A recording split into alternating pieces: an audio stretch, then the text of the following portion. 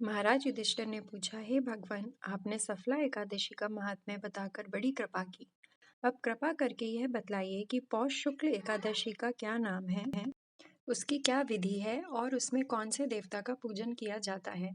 भक्त वत्सल भगवान श्री कृष्ण बोले, हे राजन, इस एकादशी का नाम पुत्रदा एकादशी है। इसमें भी नारायण भगवान की पूजा की जाती है और इस चर और अचर संसार में पुत्रदा एकादशी के व्रत के समान दूसरा कोई व्रत नहीं है। इसके पुण्य से मनुष्य तपस्वी, विद्वान और लक्ष्मीवान होता है। इसकी मैं कथा कहता हूँ, ध्यान पूर्वक सुनो। भद्रावती नामक नगरी में सुकेतुमान नाम का एक राजा राज्य करता था। उसके कोई पुत्र नहीं थी। उसकी स्त्री का नाम शैव्या था।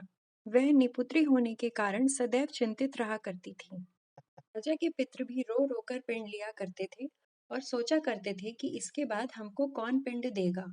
राजा को भाई, बांधव, धन, हाथी, घोड़े, राज्य और मंत्री, इन सब में से किसी से भी संतोष नहीं होता था।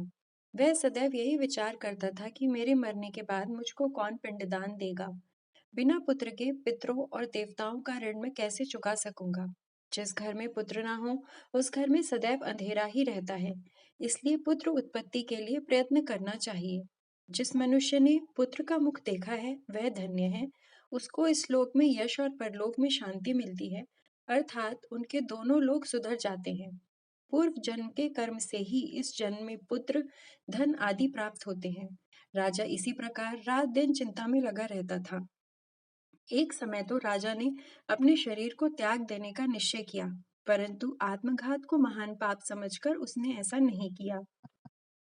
एक दिन राजा ऐसा ही विचार करता हुआ अपने घोड़े पर चढ़कर वन को चल दिया तथा पक्षियों और वृक्षों को देखने लगा। उसने देखा कि वन में मृग, व्याघ्र, सुअर, सिंह, बंदर, सर्प आदि सब भ्रमण कर रहे हैं। हाथी अपने बच्चों और हथिनियों के बीच घूम रहा है। इस वन में कहीं तो गीदड़ अपने कर्कश स्वर में बोल रहे हैं, कहीं उल्लू ध्वनि कर रहे हैं। वन के दृश्यों को देखकर राजा सोच विचार में लग गया।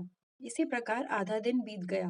वह सोचने लगा कि मैंने कई यज्ञ किए, ब्राह्मणों को स्वादिष्ट भोजन से तृप्त किया, फिर भी मुझको दुख प्राप्त क्यों हुआ।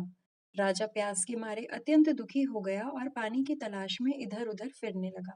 थोड़ी दूर पर राजा ने एक सरोवर देखा। उस सरोवर में कमल खिले थे तथा सारस, हंस, मगरमच्छ आदि विहर कर रहे थे। उस सरोवर के चारों तरफ मुनियों के आश्रम बने हुए थे।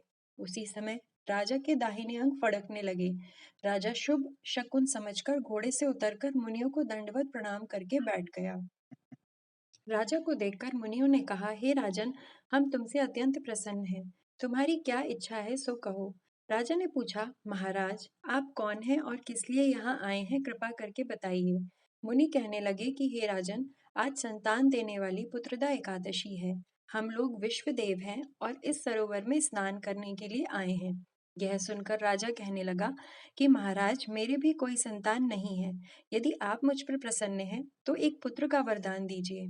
मुनि बोले, हे राजन, आज पुत्रदा एकादशी है। आप अवश्य ही इसका व्रत करें। भगवान की कृपा से अवश्य ही आपके घर में पुत्र होगा। मुनि के वचनों को सुनकर राजा ने उसी दिन एकादशी का व्रत किया और द्वादशी को उसका पारण किया। इसके पश्चात मुनियों को प्रणाम करके महल में वापस आ गया। कुछ समय बीतने के बाद रानी ने गर्भ धारण किया और 9 महीने के पश्चात उनको एक पुत्र प्राप्त हुआ। वह राजकुमार अत्यंत शूरवीर, यशस्वी और प्रजापालक हुआ। श्री कृष्ण बोले, हे राजन, पुत्र की प्राप्ति के लिए पुत्रदा एकादशी का व्रत करना चाहिए। जो मनुष्य इस महात्म्य को पढ़ता है या सुनता है, उसे अंत में स्वर्ग की प्राप्ति होती है। यदि आप द्वादशी को किए जाने वाले एकादशी व्रत के पारण के विषय में अधिक जानकारी प्राप्त करना चाहते हैं, तो चैनल को सब्सक्राइब करें और डिटेल वीडियो देखें। धन्यवाद।